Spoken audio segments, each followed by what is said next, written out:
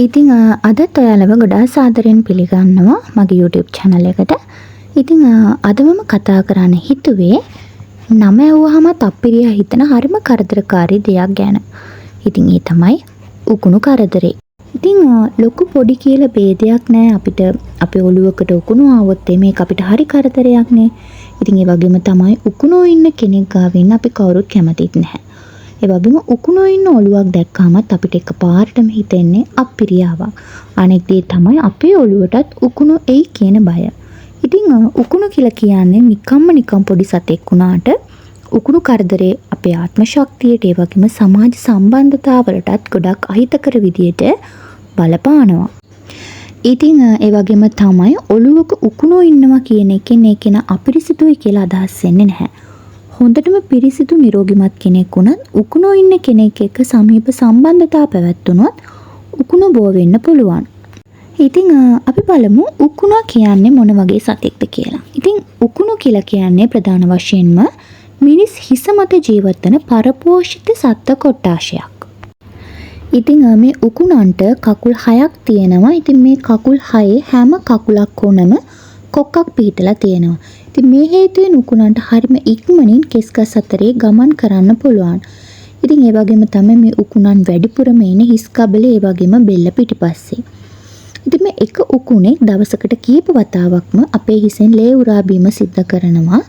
ඉතින් උකුණු හරිම පොඩි හින්දා එකපාරටම කෙස් අතරේ හොයා ගන්න හරි අමාරුයි. ඉතින් ඒ වගේම මේ උකුණු බිත්තර දාන්නේ හිස් කබලට කිට්ටුවම තියෙන කෙස්ගසේ මුල. අපි සාමාන්‍යයෙන් මෙන්න මේ බිත්තර වලට තමයි ලේන්ඩි කියලා කියන්නේ. ඉතින් උකුණු බිත්තර ගම් වගේ දෙයකින් තමයි මේ කෙස්ගසේ ඇදිලා තියෙන්නේ. ගොඩක් වෙලාවට උකුණු බිත්තර වැඩිපුරම තියෙන්නේ බෙල්ල පිටිපස්සේ ඒ වගේම කම් දෙක පිටිපස්සේ ප්‍රදේශයේ. ඉතින් ගැහැණු උකුණෙක් සාමාන්‍යයෙන් දවසකට බිත්තර 8ක් විතර දානවා. ඉතින් සතියක් වගේ ඇතුළත මෙන්න මේ බිත්තර වලින් පැටව එළියට එනවා. මෙන්න මේ පොඩි පැටවුන්ට අපි කුඩා ඇල්මෝ කියලා කියනවා. ඉතින් ඒ වගේම මේ විදියට මේ එන පැටියෙක් දවස් 10කට පස්සේ ඔවුන්ගේම බිත්තර දාන්න පටන් ගන්නවා. ඉතින් ඔයාලට හිතා ගන්න පුළුවන් දවස් 2-3ක් යනකොට අපේ ඔළුවේ කොහොමද මේ උකුණු දෙගුණ තෙගුණ වෙන්නේ කියලා. ඉතින් ඒ වගේම මේ උකුණන්ට එක දිගට පැය ගාණක් හුස්ම හිර කරගෙන ඉන්න පුළුවන් හැකියාවක් තියෙනවා. ඉතින් උකුණු ප්‍රශ්නේ වැඩිපුරම තියෙන ඉස්කෝලේ යන පොඩි ළමයින් අතරේ. මොකද කුඩා දරුවන් නිතරම එකට සෙල්ලම් කරනවා. ඉතින් ඒ වගේම එයාලගේ නොයෙකුත් දේවල් තොප්පි කොණ්ඩකටු වගේ දේවල් මාරු කර ගන්නවා. ඉතින් ඒ වගේම අනිත් ළමයින්ගේ කෙස් අල්ලනවා. ඉතින් මේ වගේ දේවල් නිසා ඉක්මනටම උකුණු බෝවීමේ හැකියාවක් තියෙනවා. ඉතින් ඒ වගේම අපි ඉස්කෝලේ යන පොඩි බබාට උකුණු ඇති වුණොත් එහෙම මෙන්න මේ වෙලාවට ගොඩක් වෙලාවට පවුලේ අනික් අයටත් උකුණු බෝවීමේ හැකියාවක් තියෙනවා. ඉතින් ඔයාගේ ඔළුව නිතරම කසනවා නම් කෙස්මත උකුණු එහෙම නැත්නම් ලේනින් සිටිනවා නම් ඒ වගේම හිස් කබල හා බෙල්ල පිටපස්ස කුඩා බිබිලි ඇති වෙනවා නම් හිස මත මොකෙකෝ ඇවිදිනවා වගේ දැනෙනවා නම් ඔයාගේ ඔළුවටත් උකුණු බෝ වෙලා කියලා දැනගන්න පුළුවන්.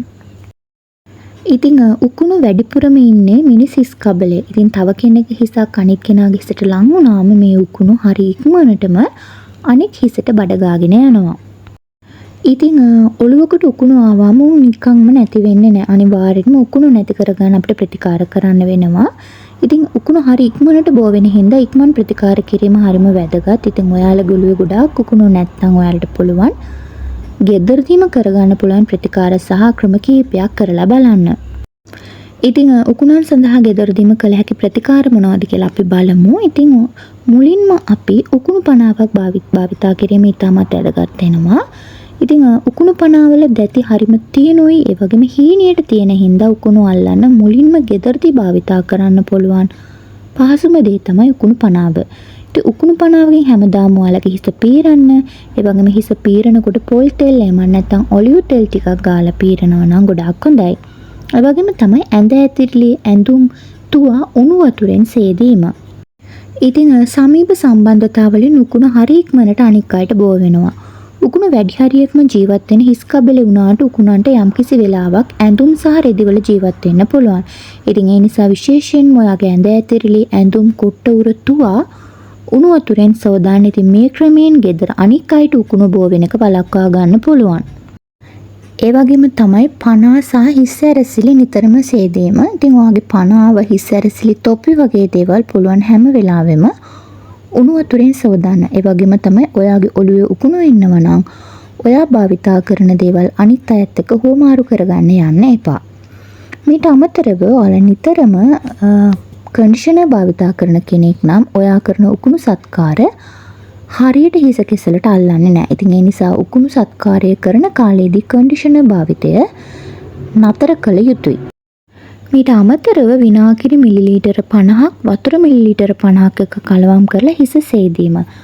ඇත්තටම මේ ක්‍රමයෙන් ලොකු උකුණු මැරෙන්නේ නැහැ. හැබැයි ලේන්ඩි කෙස්කස් වලට ඇල්ල තියෙන මේ ගම් වගේ දේ සේදිලා ගින් ලේන්ඩි කෙස්කසෙන් ගැලවිලා යාමක් සිද්ධ වෙනවා.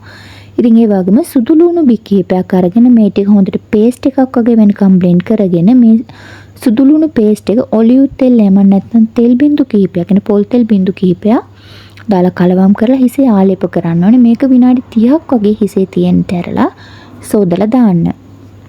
මීට අමතරව ලුණු ඉස්ම ටිකක් අරගෙන ඔයාලගේ ඔළුවේ ගාලා පැය 3-4ක් තියෙන්නට හරින්න මැරුණු උකුණු ටික උකුණු පනාවකින් පීරලා හිස සෝදලා දාන්න.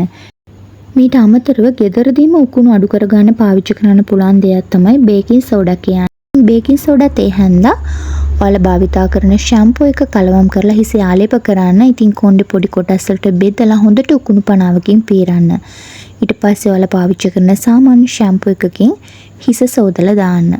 ඉතින් මීට අමතරව උළුහාල් සහ දෙහි සත්කාරය. ඉතින් උළුහාල් දෙහි එකට දාලා තම්බන්න ඕනේ. ඉතින් වැඩිපුර වතුර ටික පෙරලා දාලා දෙහි උළුහාල් ටික හොඳට බ්ලෙන්ඩර් කරගන්න ඕනේ. ඉතින් මේ මිශ්‍රණය ඔයාලගේ ඔළුවේ ගාලා විනාඩි 30ක් විතර තියෙනට හැරලා සාමාන්‍ය ෂැම්පූ එකකින් හිස සෝදලා උකුණු පනාවකින් කොණ්ඩේ පීර ගන්න ඕනේ. ඉතින් මේ දෙහි උළුහාල් සත්කාරය උකුණන්ට විතරක් නෙමෙයි ඔයාලගේ හිසේ හිස්තෝරිය අඩු කරගන්නත් පාවිච්චි කරන්න පුළුවන්. ඉතින් මීට අමතරව හිසේ ඔලිව් තෙල් එහෙම නැත්නම් පොල් තෙල් ගාලා ටික වෙලාවක් තුවායකින් හිස වහලා තියන්න ඕනේ. පැය භාගයකට විතර පස්සේ උකුණු පනාවකින් හොඳට කොණ්ඩේ පීරන්න.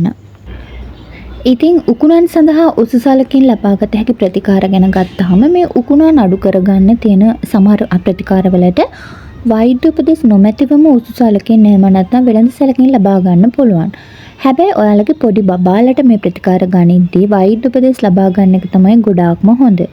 මොකද ලොකු පොඩි කියලා ભેදයක් නැහැ. මේ සෑම ප්‍රතිකාරයක්ම පාවිච්චි කරන කණෙන් ලබා දීලා තියෙන උපදෙස් පොඩින් කියවන්න. ඒ වගේම තමයි උකුණු ඉක්මනින් අඩු කරගන්න කියලා හිතලා අනුමත ප්‍රමාණයට වඩා වැඩිපුර පාවිච්චි කරන්න යන්නත් එපා. ඉතින් ඒ වගේම තමයි එක ප්‍රතිකාරයක් දෙතුන් පාරක් පාවිච්චි කරලත් උකුණු අඩු වුණේ නැත්නම් ඒ ප්‍රතිකාරය දිගින් දිගටම පාවිච්චි කරන්න යන්නත් එපා. ඉතින් මේ උකුණු ප්‍රතිකාර වලින් උකුණන්ව සම්පූර්ණයෙන්ම මරන්න යම්කිසි වෙලාවක් ගත වෙනවා. සමහර විට මේ ප්‍රතිකාර කලින් පස්සේ ලොකු උකුණු මැරෙන්නේ නැතුව සිහිසුන්ව ඔයාලගේ හිසේ ඉන්න පුළුවන්. ඉතින් ඒ හින්දා මේ ප්‍රතිකාර කළත් අනිවාර්යෙන්ම උකුණු පනාවකින් හිස පීරීම සිදු කළ යුතුයි.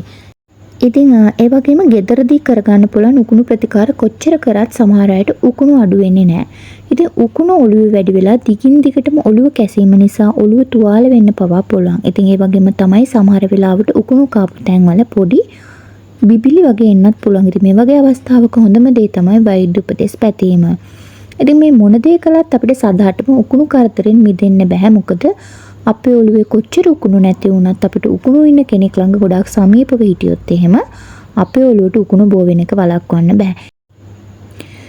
ඉතින් ඒ වගේම තමයි මේ සෑම ප්‍රතිකාරයක්ම සමහර අයට ප්‍රතිඵල ගෙන දෙන්න දුන්නත් සමහර අයට හරින යන්නත් පුළුවන්. ඉතින් ඒ හින්දා මේ ප්‍රතිකාර දෙතුන් පාරක් හරි කරලා හරි ගියේ නැත්තම් වෛද්‍යවරයෙකු හමු වීම හිතාමත් වැදගත් වෙනවා.